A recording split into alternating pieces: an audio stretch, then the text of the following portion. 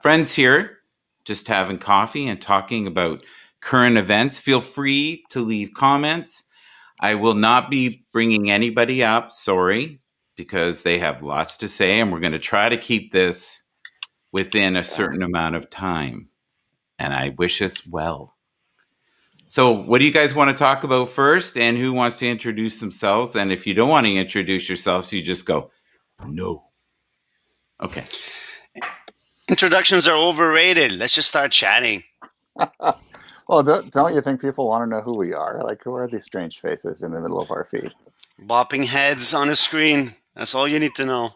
Well, if you're in my broadcast, you know there's going to be a little strangeness. So, but as you can see, the names come up, folks. So you know where they are. You'll also see their location.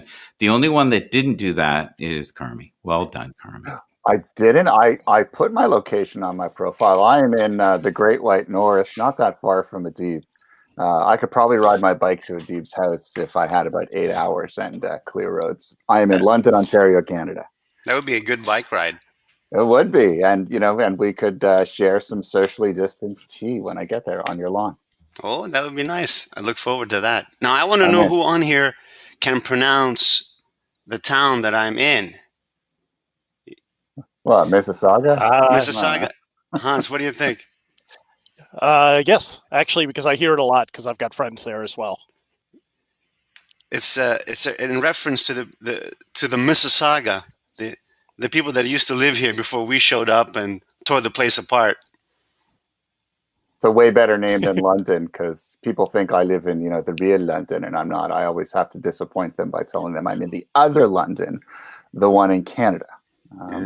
As opposed to the London, Kentucky, which I've also been to, which is actually a pretty cool little town. Lots of Londons, but nobody warned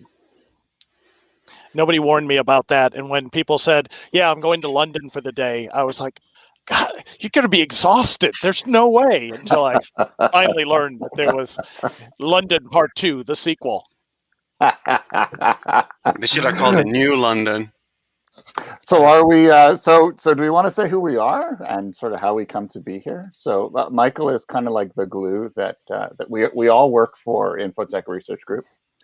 Michael is the glue that connects all of us. So Michael is the well, Michael owns this channel, so it's his playground. He sets the rules. But Michael asked us if we'd like to get together and join him this morning, and we thought, hey. We the three of Adib, Hans, and I have we've met at Infotech Live events. We work together on they're analysts, I'm not, but we work together on stuff that Infotech puts out the door. We try to explain technology to folks and help them take advantage of it, get more out of it, use technology for good. So when Michael said, "Hey, do you guys want to join me on a Sunday morning chat?" we all jumped at the chance. You guys want to introduce yourselves? Sure. I'm Adib Gabriel, and I am no longer an analyst, technically. Well, technically we're all sort of an analyst, aren't we? Well, we're all sort of analysts. So we all started as analysts, but let's not dwell on that too much. Good point. We're not about titles.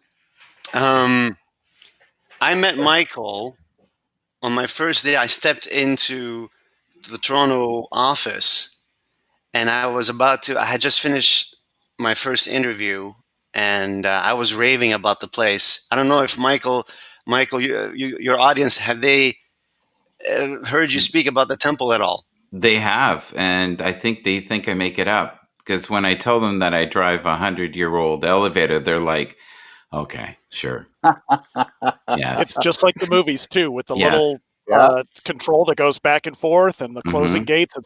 It's one of the most beautiful buildings I've been in, and one of the most horrible heating and air conditioning systems in any building that we're forced to be in. I love it. The mornings are.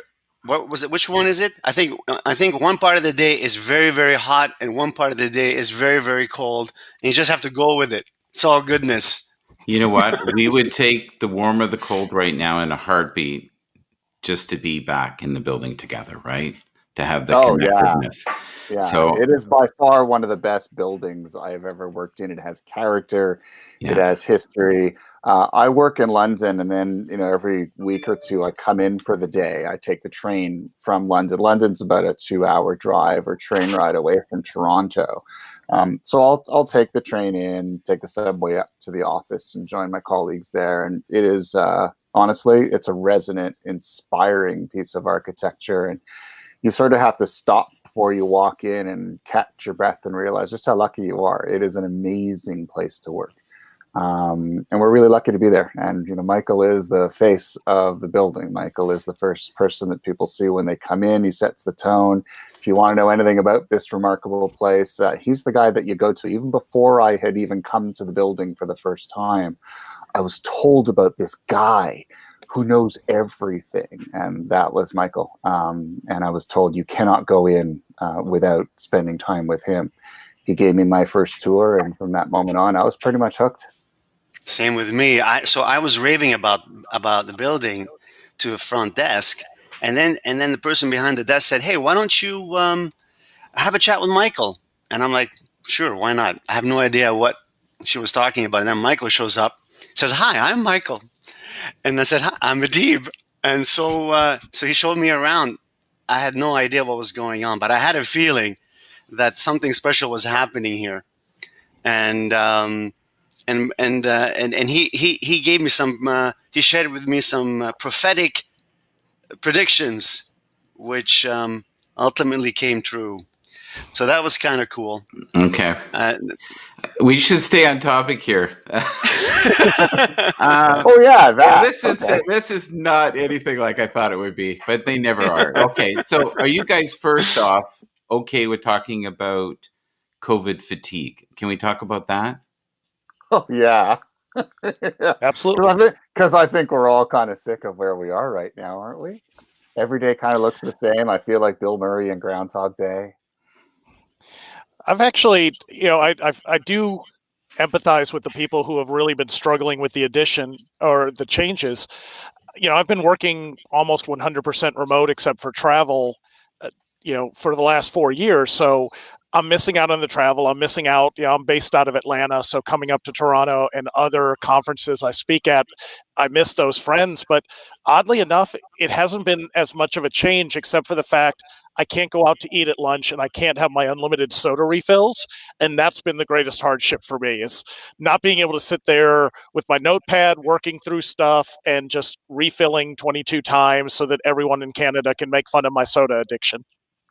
What's your favorite soda? Diet Dr. Pepper. Although I drink the Walmart Diet Dr. Thunder version of it because it's only 57 cents for 2 liters. I'm cheap. I relate. As a child, I always, whenever we traveled, I would have Dr. Pepper because I love the taste. But I grew up in Montreal, Quebec, so part of Canada. And an interesting sort of note there was we weren't allowed. You could not sell legally Dr. Pepper in Quebec, so it was not available there. The term was somewhat derogatory to the French Canadian majority there. So we only got it when we came to Ontario or visited family in the U.S. And so weird. Yeah. And now, of course, as an adult, I can have it whenever I want. So Hans, I'm right there with you. I think our next virtual happy hour will be centered around Dr. Pepper. I think it must. Sounds good. And my backup drink for you friends is my Canada Dry. Diet again. Nice job. Do you think you have enough there, sir? That will get me through this broadcast. Yes. Then I'll go upstairs and get another bottle. So what about Adib and Carmi? What about you two? Because I know you all spend a lot of time in the office. And how is the adjustment for you all? Oh, yeah, I'll jump in here, Carmi. Before Infotech, I was an independent for a while, and I had this office. In fact, I was working from home with firms since 2008, maybe more than that, 2006 actually. And so I've had this office for many years. And when I joined Infotech, I was commuting to work for the first time in many years. And then when the pandemic hit, it was like I came back. It was like nothing has changed. I can't seem to be able to get out of this office. No, the main difference, of course, and that's exactly what Hans is talking about, is it's more than just working from home. It's much worse than working from home. It's being stuck at the home. Right. It's okay if you choose not to go out, but suddenly when that choice is taken away, it feels more constraining. And I think a lot of people I've seen, whether it's our members, clients, other people I've talked to, one of the hardest parts for them was they had to learn to communicate and work collaboratively through video chat. So a lot of times, I was suffering from the fact that everyone in the room was talking at the same time. I couldn't see what they were showing on the whiteboard. So it was always a struggle. And now everyone has figured out how to work collaboratively. And a lot of teams are actually finding it's far more productive. Not only are they getting the time back from their commute, but they're actually focusing more on the work and getting things done. The counter to that is dealing with kids, being stuck at home, not being able to escape your work if you don't have a dedicated workspace has really worn people out. I think, I think you're absolutely right. I think it's sort of caused us to look through work, look through home life, look at the balance of the two through a very different lens. And certainly it's challenging when you can only interact with your colleagues and your stakeholders through a video chat window. In our case, Microsoft Teams, but it could be Zoom, it could be Google Meet, whatever the tool is. But I think we're learning about the ins and outs, the advantages and disadvantages of remote work in a way that we probably had never appreciated before we went into lockdown the first time. And the research that's being done on best practice in these virtual spaces and how to maintain connectivity with those most important to you when you cannot be in front of them in the same room, I think is going to allow us to work better in future. So when this pandemic is all over, we're going to look back at this as one of the best learning opportunities that we've ever had, in much the same way that I'm sure, during the Second World War was an opportunity. Obviously, it was a huge tragedy for the world, but it was also an opportunity to learn best practices for dealing with adversity. How do you keep the lights on when the world around you seems to be falling apart? I'm a glass half full, rose-colored glasses, look for the light at the end of the tunnel kind of guy, and so we can't change the fact that there is a pandemic going on, but we certainly can change the fact that, especially in our case as technologists, that we can look for those opportunities to do better. And so I'm encouraged. Not a day goes by that I don't, commute down the basement stairs to my home office and, pop my laptop open and have my first meeting of the day. And I wonder at the sophistication of a tool like Microsoft Teams, the ability to connect people in geographically disparate locations, the fact that the four of us are now connected across the continent of North America with people commenting in and watching from all around the world. This is miraculous stuff. And now that we don't really have much choice, this is the way we communicate, at least for now. But can I do a plug? So good at this. Can I just do a quick plug? And there's going to be a slight delay. Okay. So this is HAPS, for those who don't know the platform we're on. It's fairly new. It's in beta. They're having growing pains, as every company does in beta. There are a few features here that I was hoping we'd be able to use, but they're not currently in this new format of what they're doing. So that's okay. The other thing I want to address is, since I've been here, I've had no problems with trolls. And it is crystal clear. And there's so many people who watch the rebroadcast. So if we have this and the end numbers are 100 or 200, which is still pretty good for a business show, it could be as many as 1,000, 2,000 in 3 weeks, because people are going around now looking to find their tribe, their people. And I know they've got good people in here. So please, if you can, follow all these guys. They're wonderful. I totally endorse everybody that's in this room. And I'll tell you, you will definitely find your IQ go up a few notches if you get to talk to them. Okay. Lead on. I worked with several firms that had this idea of work from home as part of their approach to growing their business. And so for me, it's I've been one of the few guys that I was one of those guys that said, would ask me, where do you work? And I would say such and such, and I work from home. And at the time, it was a bit of okay. It was kind of like a weird, you don't actually work if you work from home. There was always that sort of, if I dare say so, the stigma of it. But now that stigma has evaporated. Now it's the cool thing. It's the expected thing. So a lot of folks are reacting to something that a guy like me has already gone through.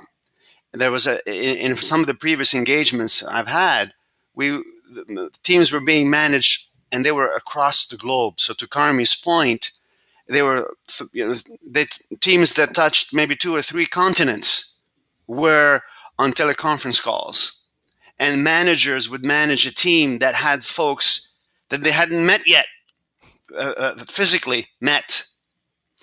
And yet the teams were high-performing teams. So for me, it's not a big surprise. I'm glad that we're here. I'm glad we're doing that. But I also don't want us to pick up any bad habits. I don't want us to forget what it's like to be out and to meet in an office space and to interact in this way. Well, we lose the water cooler talk. We lose the informal communication. So we have to be more deliberate. One of the first things our team set up was 2 chat groups. One was for support, where you needed something work-related and important, and then the other was just for fun. So we tried to create a channel and create a way where we could have those jokes, share stuff, share good and bad things that were happening, but not interfere with the job we were trying to do. So we've got to be a lot more deliberate in finding that social time. With some of the conference friends, we've actually set up and we do a bi-weekly game night, and we hop on and play games for a couple hours online, and it's a chance to catch up. So we're having to force that interaction that before it just happened naturally. Why do you think the governments jumped on this idea so quickly? This idea of being sequestered. Was it a best practice that other countries who have gone through this sort of this sort of effect? So what do you guys think? I could talk a little bit about that, because that's a channel and an area that I've been following quite a lot. Really, when you look at something that's highly infectious, the highest priority, once you figure out what it is or have an idea what it is to quarantine those that are infected. If you can quarantine and stop the spread, then it buys you time to figure out how to treat, how to save the population. Look back a couple years to Ebola. We had 2 near global pandemics with Ebola, but they were able to trace the people who traveled out of those areas and isolate them so that it didn't spread, or that could have been just catastrophic. The big challenge we had here was there wasn't consistent information. If we had been able to shut down, lock down, and use both contact tracing and testing to identify people that were infected, we probably could have kept this isolated. It would have been in the news, but it wouldn't have spread. But it spread from people who were asymptomatic, not showing any symptoms. They didn't know they were carrying the virus. It spread to so many places that it's out of control. So do you shut everyone down 100% for 2 to 4 weeks and then it burns out because it will only infect the people that you're sheltering with? Or do you do what we did, which is kind of stay open, which means it's going to continue to spread, and all we can do is try and limit it so that healthcare can keep up with the infections, at least until we get enough people infected that the spread goes below, declines rather than is increasing. Understood. So by that rationale, the first sort of seclusion effort had some positive effect, and that positive effect varied across the world. Let's just keep it that way. I'm not going to go as far as any more detail than that. But then what about the second wave? And if that's the case, are these waves going to continue? So will there be a third wave that's the bump is a little lower? Will there be a fourth wave, and then the bump will be even lower than that? What do you guys think? Well, I think.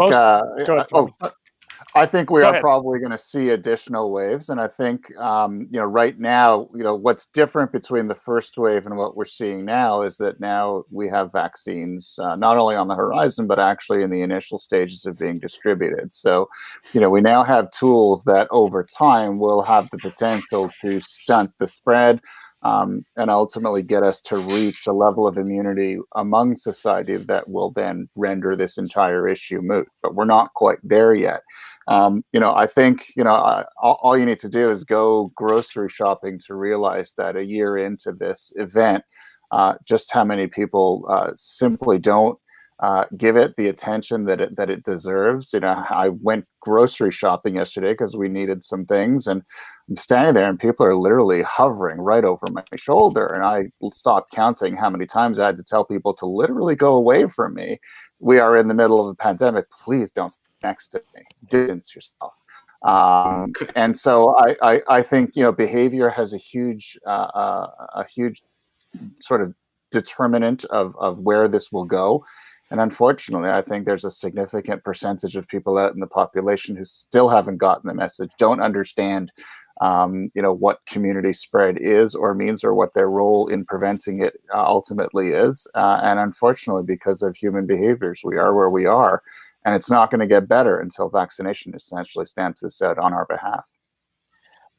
Michael, were you trying to say something? Sorry. I just that we have to be aware of our audience here. And that, you guys have some superior brain power here.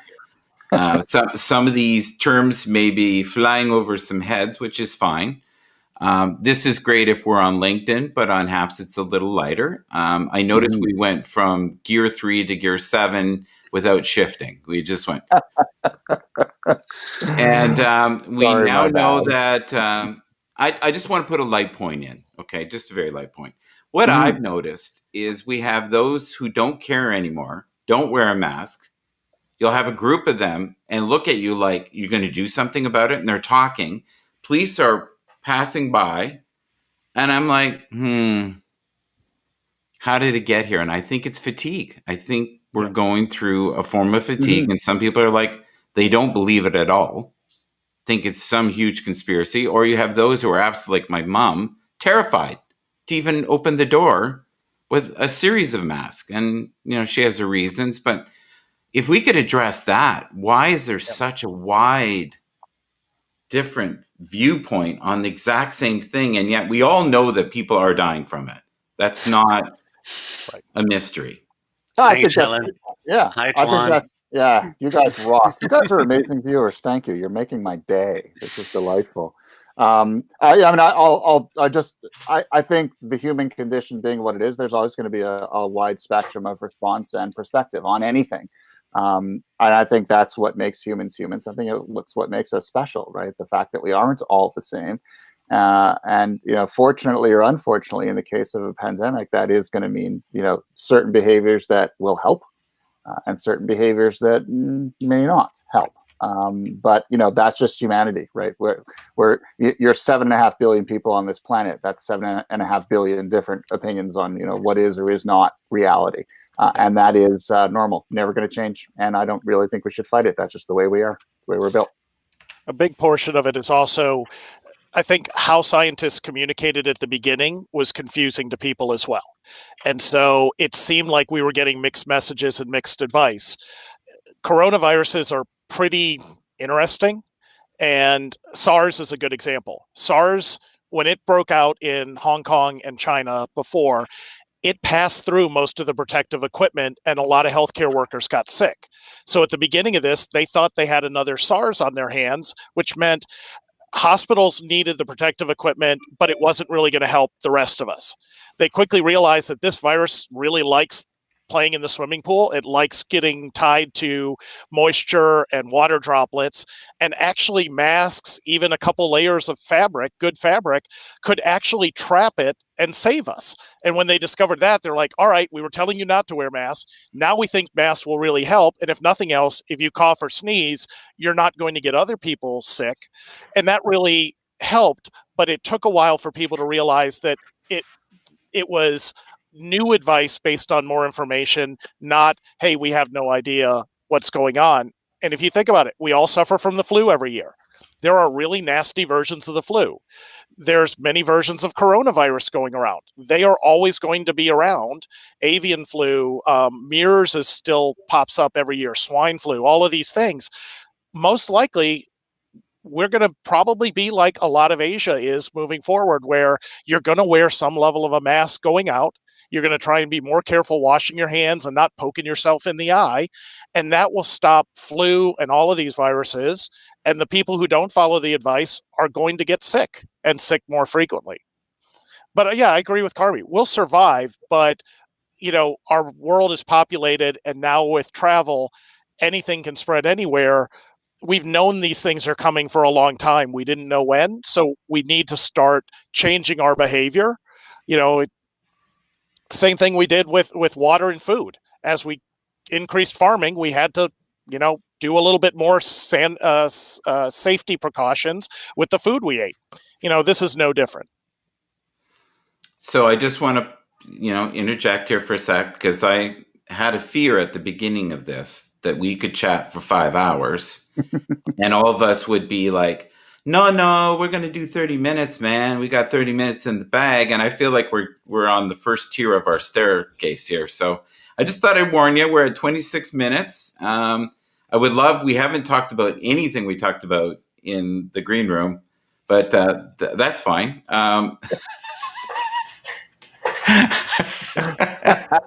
Sorry. That's okay, but this is the first launch of Sunday Morning Chat.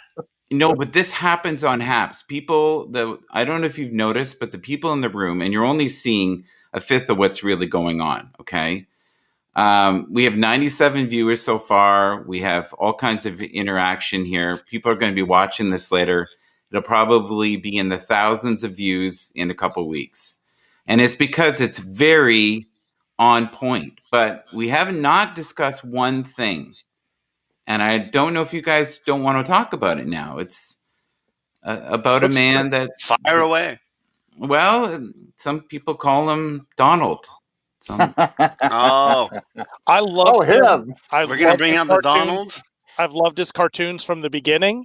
Yes. I do think even if he is a duck, he should have worn pants.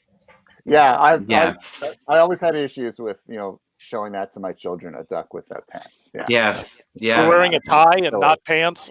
Come on. This doesn't make No. sense. So Donald was the original remote worker and prepared for COVID. This is up top, party downstairs. Now, I could have been talking about Ronald McDonald.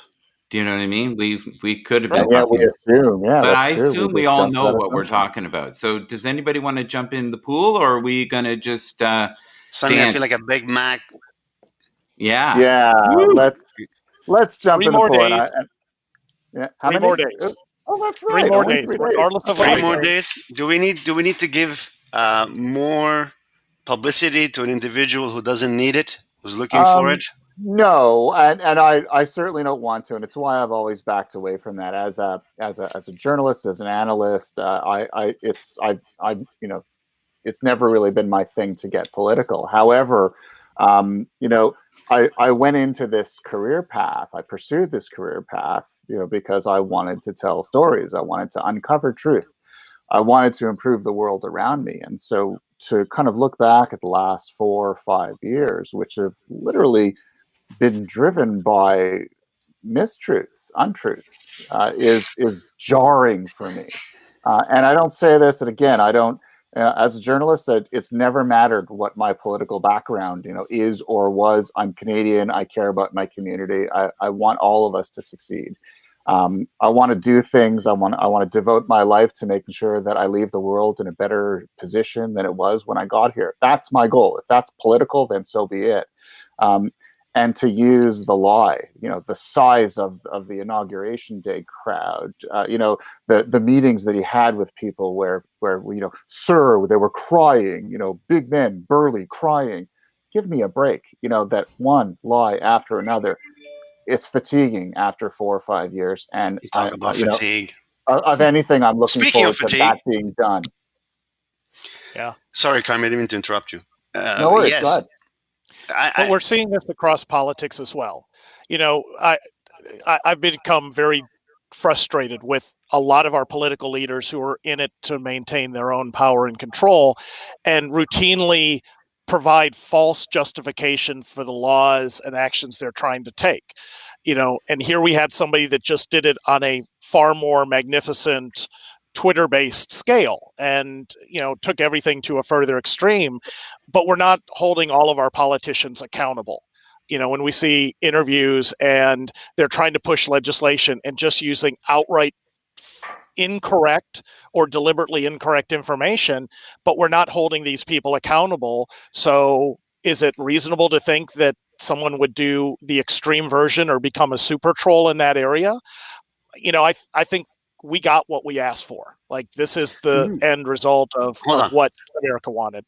Hans, are we suggesting that it was disinformation that rallied the troops, or because to my mind, my feeling is on this is this individual has that vantage point because he managed to rally a feeling, to get this. There is a feeling in the U.S.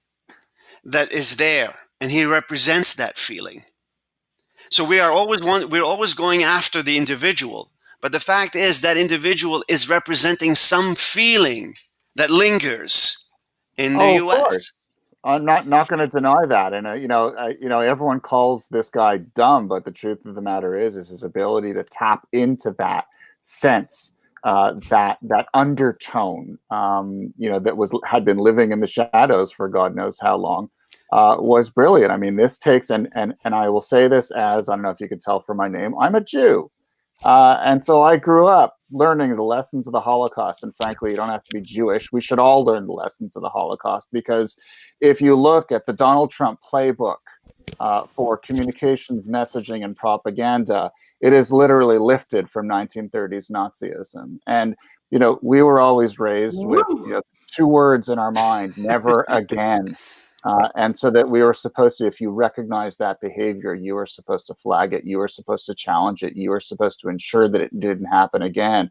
And the fact that we've been standing idly by and watching this guy essentially be 1930s Nazism and using that playbook, using terrifyingly new, efficient tools of technology to accomplish pretty much the same thing, is a sign that we have not learned lessons of history, and we clearly don't understand the concept of never again. And the fact that you had white supremacists waving Confederate and Nazi flags walking through the Capitol in Washington, I think, is an illustration. That Nazi flag was a wild. Yeah, is an illustration that we clearly haven't learned a darn thing. And that to me is the tragedy of where we are, not just in America, but as a world. And the fact that we continue to elect these people, I think, is pathetic. So, Carmi, we were going to put our toe in the pond, not sorry, not swim with the sharks. Okay, there we go. There's two tying into what you guys said. Is there? I think there's two very different aspects, and they're getting muddled together. Yes, there is a portion of the country who sees politics and society moving too far to the left for their comfort, and they see this as a fight to survive for their ideals. We see the same thing going on in Hong Kong, as well as their civil liberties are being cracked down on. And then the separate is Trump, whether you love him or hate him, he's done some amazing and great things that we needed to do, and they're lost in the noise. He's stroked his own narcissism. And so I don't think he ever imagined that people would riot and try and break into the Capitol or do that. Yeah. I believe that. He cares. I don't think he cares because he wants everyone to love him. So he was trying to stroke his ego. And by the way, maybe you're trying to get the campfire burning a little hotter, and then you dump gasoline and it blows up your car. You're still being irresponsible. You're still responsible to some extent for blowing up the car if you spilled gasoline between your car and the campfire. But I think we've also done a disservice when you don't feed the trolls. If you've got someone who's that narcissistic, the more you argue, the more you feed it, the more they're getting validation for bad behavior. And I think that's that's a lesson we need to take away. And this is the same with children. If you have children that are misbehaving, you don't reward them or constantly acknowledge the bad behavior because it's the attention they want. How do you starve somebody who's behaving badly? You take the attention away and they'll shrivel up and hopefully go away. See, the big concern for a lot of people is that he'll come back 4 years from now.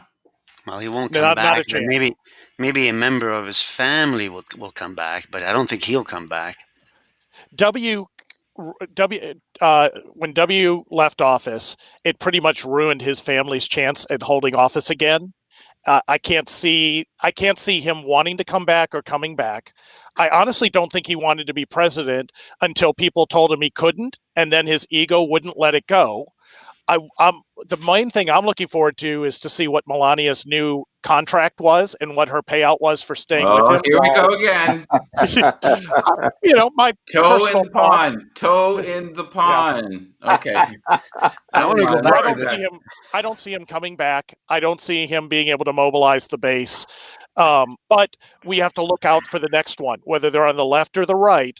We need to beware because they could come from either side, and we could be in the same situation. We're getting all kinds of comments now. So is there any of these you guys want to read? Well, I'm looking at them. They're fast and furious now. Yeah. Just one toe. Now, it was very light at the beginning. Did you notice that? Almost like a pastry. It was light and fluffy and joyous. Yeah. And then we got into another gear, and then we went into hypersonic. Flipping it around. Yeah, go ahead. Flipping it around, a lot of it, and we get sucked into the media and we get caught in the echo chamber of only seeing bad news. Like let's even look back and say there were a lot of great things that happened in 2020. Look at how many people came together to help each other. How many places quickly switched their entire production line to develop PPE or ethanol-based hand sanitizer or whatever people needed. Restaurants and grocery stores donating millions of dollars to food banks to help people through. And we lose that generally humanity is really good. We really do come together and we really do help each other out. And I think we lose sight of that when we focus too much attention on the bad aspects of what's going on. So for you all, what's something really cool and great and inspirational that you thought came out of 2020? Can we discuss? Can we go one thing that was from the green room? Just one? Yes. To end it up with, how people are adopting dogs. How everybody's buying a dog now. Well, if you live in Quebec, where they just instituted an 8 p.m. to 5 a.m. curfew, with an exception for people who work, or for obviously frontline healthcare workers, or for anyone who has a dog who needs to walk the dog within 1 kilometer, you actually have people who are renting or selling their dogs now, because that's how you can get out overnight. And again, we're dog owners. Lots of infotechers are dog owners, and I have seen so often, and I've felt it myself, that when the world gets tough and you're dealing with waves of adversity, a dog helps get you through that. A dog helps you. My dog doesn't care who's in office. My dog just wants treats. My dog just wants to love everyone around her. And it might seem trivial. It might seem inconsequential in the overall scheme of things. But I think what's happened over the last year has reminded us to hold on tightly to those small, important things that seem trivial, but really aren't. Those tiny little moments. The blessing here is that I get to spend more time with my family that I wouldn't have been able to otherwise. That I get to hang out with my dog far more often than I could have if I were spending 8, 10, 12 hours a day at an office. And so, animals are awesome. And if you weren't a dog person before, I sure hope you are one now, or a cat person or a chinchilla person, whatever it is. But it's a reminder that we have to find those little joys wherever we can. And I think over the last year, we've all done a really good job of sort of pivoting a little bit, shifting gears, and we're getting better at that. And I find that super encouraging, and it's inspiring. Yep. I don't have a sort of a success story or a heartwarming story that's at the social community level per se, except to sort of echo what Carmi is saying, whereby Watson, my golden retriever, is loving this pandemic because everybody's at home, and my girls get to walk him, and they're walking out with him more. That's something that they never would have done, so that's great. But and again, very much echoing Carmi's statements, is spending time with the fam, and having the 6 of us gather in the family room, and having a hot drink and just chatting about the day. That's a very sweet outcome of all this. Yeah, we have 5 rescue dogs, so we didn't add any, but I follow a number of the rescue groups, shelters around the area, and one of the happiest things I kept seeing was them posting an empty cage saying everyone's been adopted. And for the first time, a lot of these pets that might struggle were finding homes. And actually, in our area, we have an amazing program. Our county has a jail dogs program where inmates train dogs and then they're adopted out. And what they found is the inmates who participate in the program have an extremely low chance of being arrested in the future. They've taken responsibility. They've put themselves second. They've seen how that they really do matter, and it's been great. It helps them rehabilitate a lot better, and it's creating pets that, for first-time owners, they don't know how to housebreak a dog or how to train them, and this way the dog is already trained, and now we only have to train the owners how to be responsible. So that's another great outcome of this, I think, as well. Animals for the win. Gotta love it. The price of dogs has gone right through the roof too.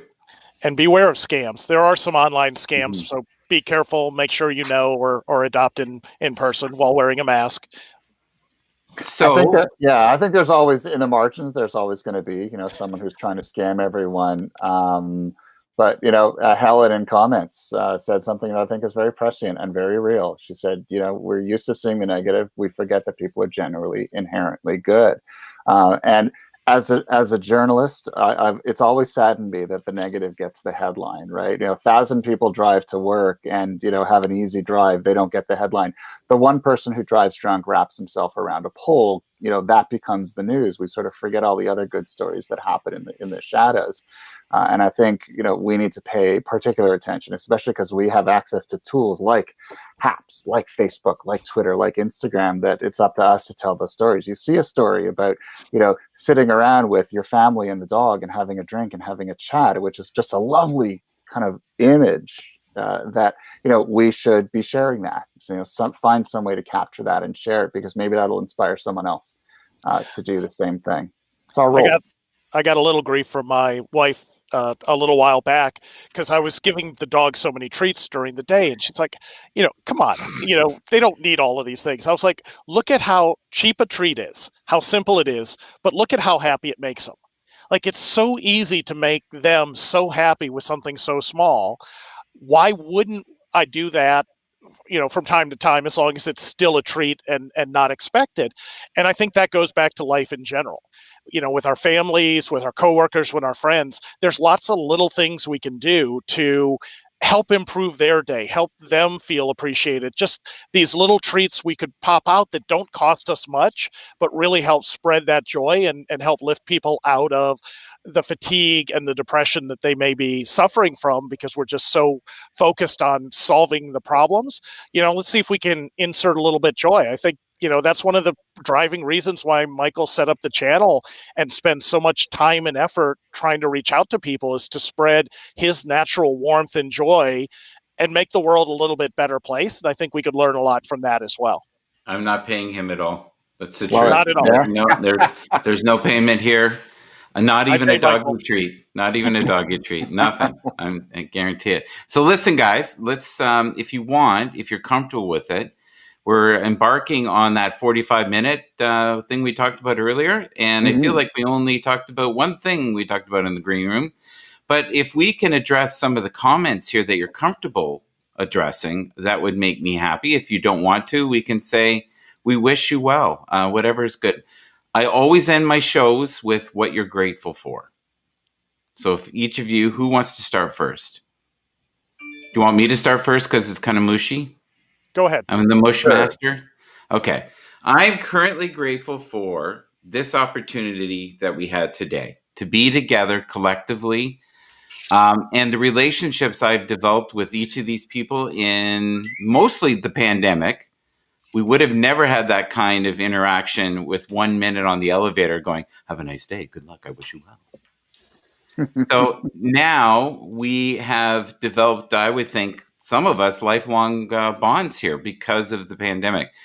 The other thing I'm grateful for is all the people who look outside the box and know their worth and don't let other people dictate what their worth is. Don't ever limit yourself. There is no glass ceiling. Reach the highest high and you can accomplish anything. And I love everyone who's in the room here, including the people who have been giving these somewhat wild comments, some of them, and some moderate. Very much like the broadcast.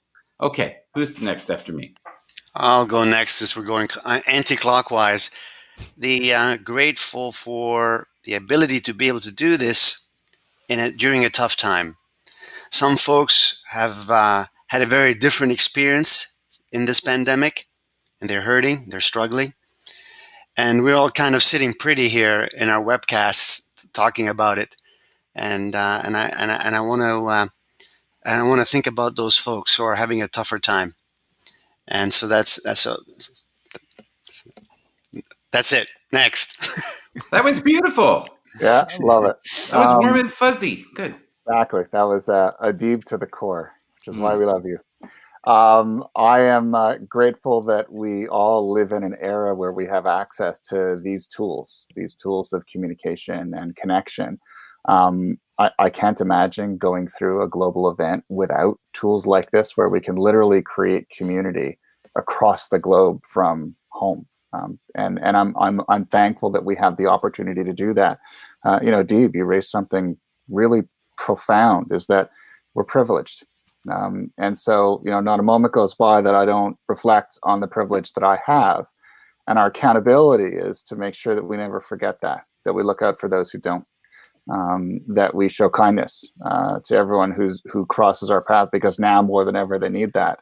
And we have those tools that allow us to do that. And so whether we're connected on apps, or whether we're on social media, or whether we're just, ordering out from a local restaurant, or, crossing someone's path on the street, and trying to maintain social distance so we can still be human. And I've seen so many more examples of that in the last year, because I think it's so much more precious to us now than it's ever been before. And I think that's something that I think we end up becoming better people the more aware of this that we are. And I'm just glad to be part of it. Along a similar line, I think I'm always thankful each day for the stability, the fact that I don't have to worry as much about some of the base necessities. Do I have the money to pay bills? Where's my next meal going to come from? I'm happy that our choices have led to a place where, instead of looking at that, we can look at, all right, what are we going to do with our time? And a mentor of mine basically calculated out and said, look at, when you subtract sleeping, when you subtract working, those eating, those things you have to do, you really only have a few hours each day that you can do something that you really want to do. What are you going to do with that time? Are you going to take it to make yourself better? Are you going to help someone else? Are you going to use it to improve something? And I think that's the big challenge. When you've got that time, we do need to take downtime and recover, but can you make the world a little bit better? Can you do something to improve yourself or those around you? And really take the time to do that. Make the commitment and say, I'm going to accomplish one thing each day that's going to make me or someone else a little better off, and stick to it as often as you can. So for me, I'm thankful that I have the opportunity to focus outward and have the chance to do it. That was good. That was a wonderful cake, guys, with some spiritual icing at the end. I loved it. That was wonderful. So what do you want to answer some of the questions, or we just cut it off here? Because we're embarking at 50 minutes and we weren't going past 30, right? Let's give it a go. A couple of minutes. Yep. Why not? Okay. Yep. All right. Okay. So which ones are you? I would always love to address So Awesome, because we definitely feel that in here, the awesomeness of these three individuals for sure. You know what I do like here, guys? Grateful for this safe space where men can share their voice. Yeah. Absolutely.